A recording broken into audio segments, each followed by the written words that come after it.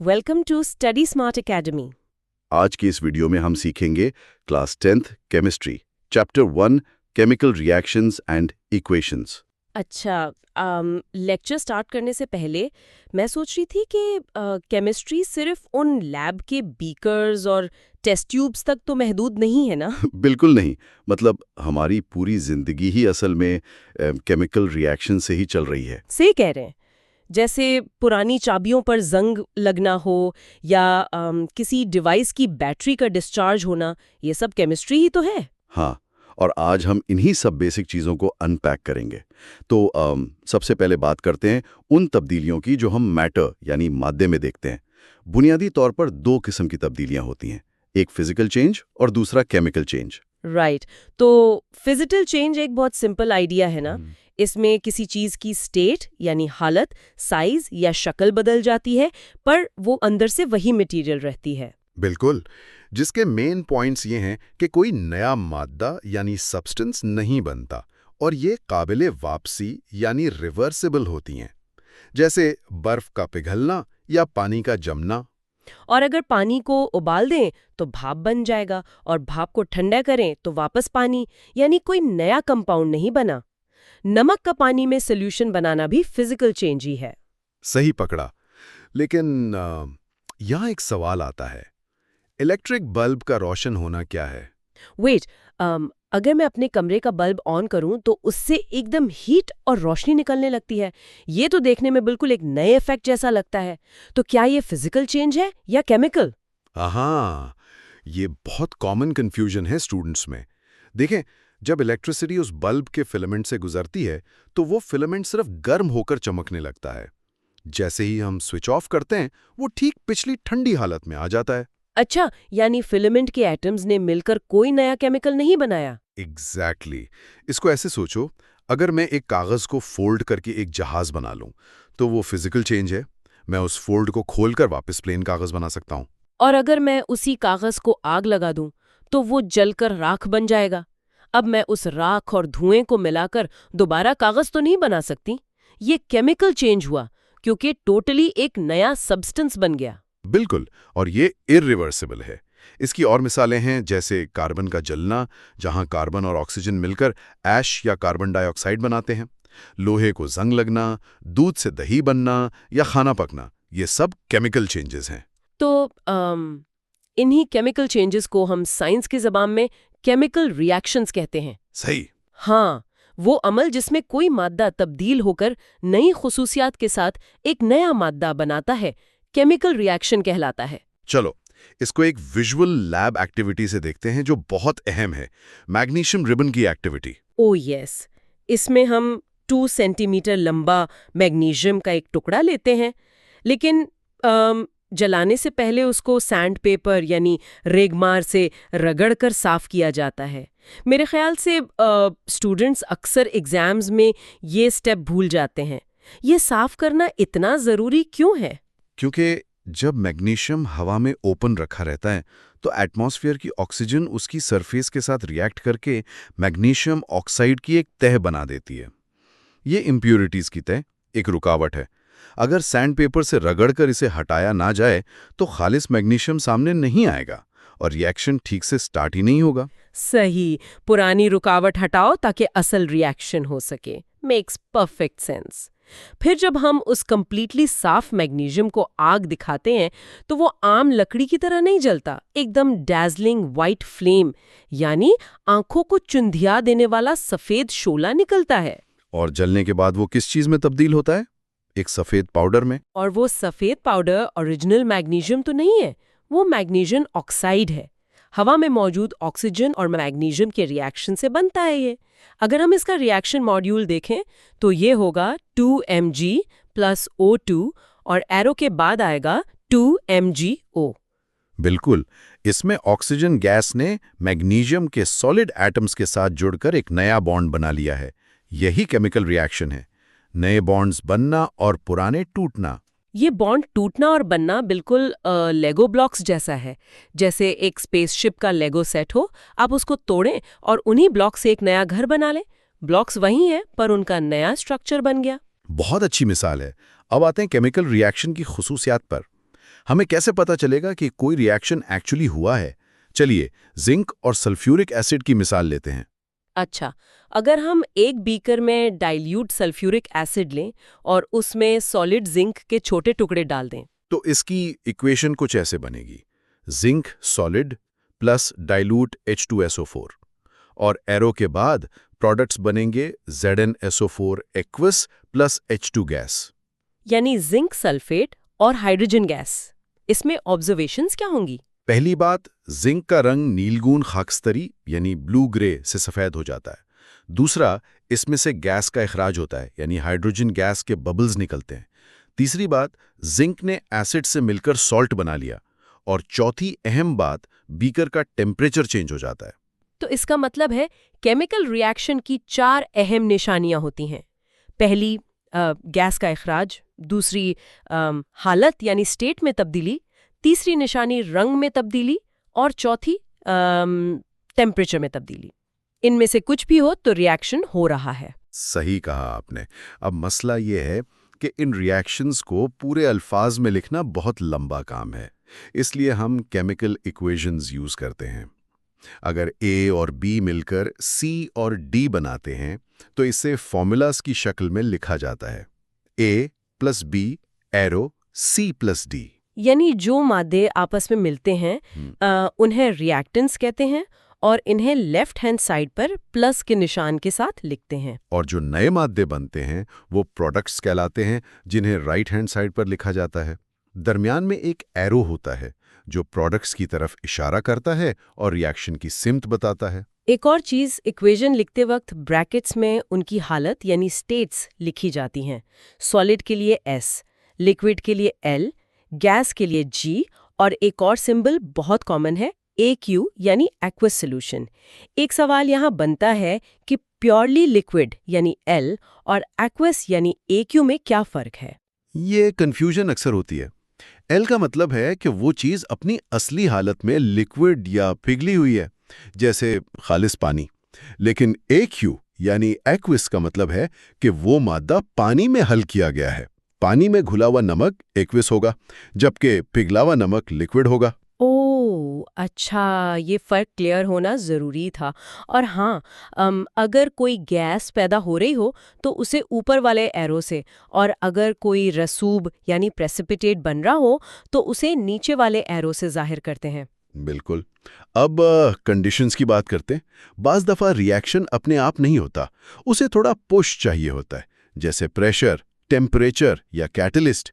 इनको हम एरो के ऊपर या नीचे लिखते हैं। जैसे अगर हम कार्बन मोनोक्साइड और हाइड्रोजन से मेथनॉल बनाएं, इक्वेशन होगी CO gas plus 2H2 gas और एरो के ऊपर लिखेंगे 340 ATM यानी 340 एटमॉस्फेरिक प्रेशर अप्लाई करना पड़ता है। और इसकी सबसे बेहतरीन मिसाल फोटोसिंथेसिस है।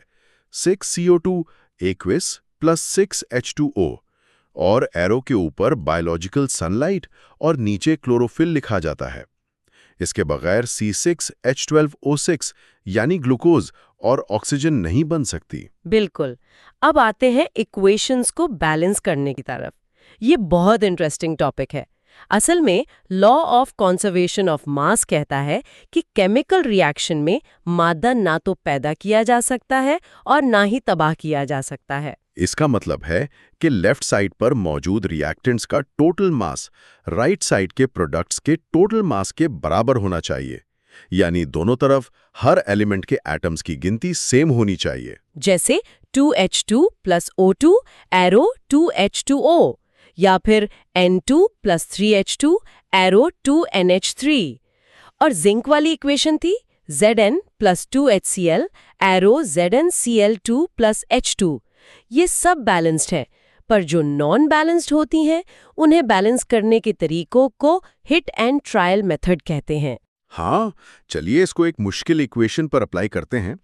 Fe plus H2O arrow Fe3O4 plus H2। ये स्केलेटन इक्वेशन है, यानी नॉन बैलेंस्ड। लेफ्ट पर आयरन 1 है, राइट पर 3। लेफ्ट पर ऑक्सीजन 1 है, राइट पर 4। वेट, हिट एंड ट्रायल नाम सुनकर तो लगता है जैसे हम अंधेरे में तीर चला रहे हैं और सिर्फ तुक्के मार रहे हैं। क्या ये वाकई ऐसे ही होता है? नहीं नहीं, बिल्कुल नहीं। ये दरअसल एक बहुत मुनज़्ज़म और लॉजिकल सीक्वेंस है। इसे तराजू की मिसाल से समझिए। हम सबसे भारी पलरे से शुरू करते हैं, यानी जो सबसे बड़ा कंपाउंड है इक्वेशन में। यहाँ वो Fe3O4 है, जिसमें ऑक्सीजन के 4 एटम्स हैं। अच्छा, तो सबसे पहले ऑक्सीजन को पकड़ते हैं। राइट पर 4 ऑक्सीजन है, तो लेफ्ट साइड पर पानी यानी H2O को 4 से मल्टीप्लाई कर देंगे। अब ऑक्सीजन तो बैलेंस हो गए, पर हाइड्रोजन डिस्टर्ब हो गए। लेफ्ट पर अब 4 ज़रब 2 यानी 8 हाइड्रोजन हो गए। तो अब हाइड्रोजन को राइट साइड पर बैलेंस करते हैं। वहाँ H2 बचा है, उसको भी 4 से मल्टीप्लाई कर देते हैं। अब दोनों तरफ हाइड्रोजन 8 हो गए। सही। आखिर में बचा आयरन यानी Fe। राइट साइड पर Fe के 3 एटम्स थे, तो डायरेक्टली लेफ्ट साइड पर Fe के साथ 3 लगा देते हैं। अब फाइनल चेक करें। लेफ्ट और राइट दोनों तरफ Fe3 हैं, हाइड्रोजन 8 हैं और ऑक्सीजन 4 हैं। यानी छोटे छोटे कदम उठाकर हमने टोटली बैलेंस कर लिया। इक्वेशन बनी 3Fe + 4H2O arrow Fe3O4 + 4H2। Chemistry literally एक पजल गेम लग रही है। चलिए, बैलेंसिंग के बाद केमिकल रिएक्शंस की टाइप्स की तरफ आते हैं। टोटल 8 अहम टाइप्स हैं इस चैप्टर में। Combination, decomposition, displacement, double displacement, oxidation, reduction, redox, exothermic और एंडोथर्मिक। सबसे पहले टाइप 1 कॉम्बिनेशन रिएक्शंस। नाम से ही वाज़ेह है, जुड़ने वाले रिएक्शंस। जब 2 या 2 से ज़्यादा मादे मिलकर एक सिंगल प्रोडक्ट बनाते हैं, A + B एरो C बनाता है, या हाइड्रोजन और ऑक्सीजन जलकर पानी बनाते हैं, 2H2 + O2 एरो 2H2O। एक और एग्जाम्पल कार्बन का जलना है, C + O2 एरो CO2।